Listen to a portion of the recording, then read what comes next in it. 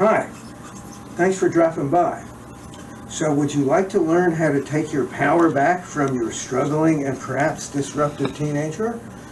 Or maybe how to not give your power away in the first place? Our online training program is called The Language of Power, and here's how it works.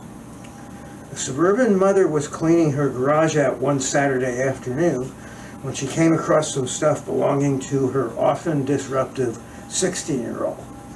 She called out to him and asked for his help. No response. She tried again. Still no response. She tried one more time and let it go.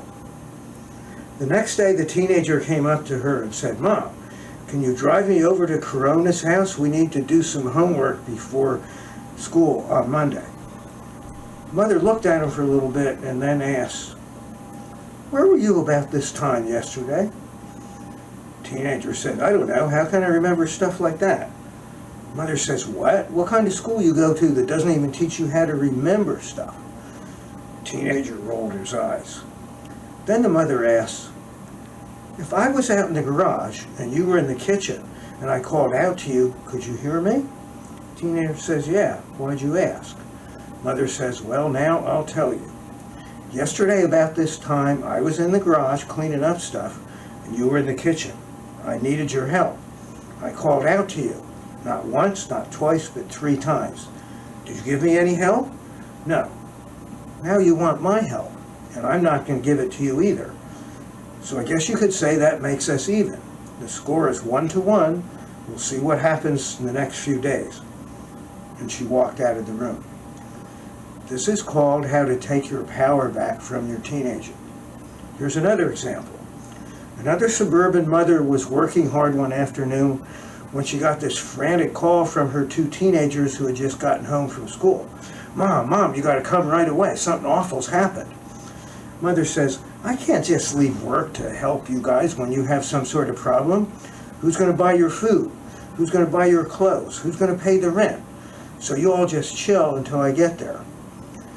And so she got back home at the regular time and came to find out that one of the teenagers had given their computer's password away to another kid at school. And as you can imagine, bedlam broke out.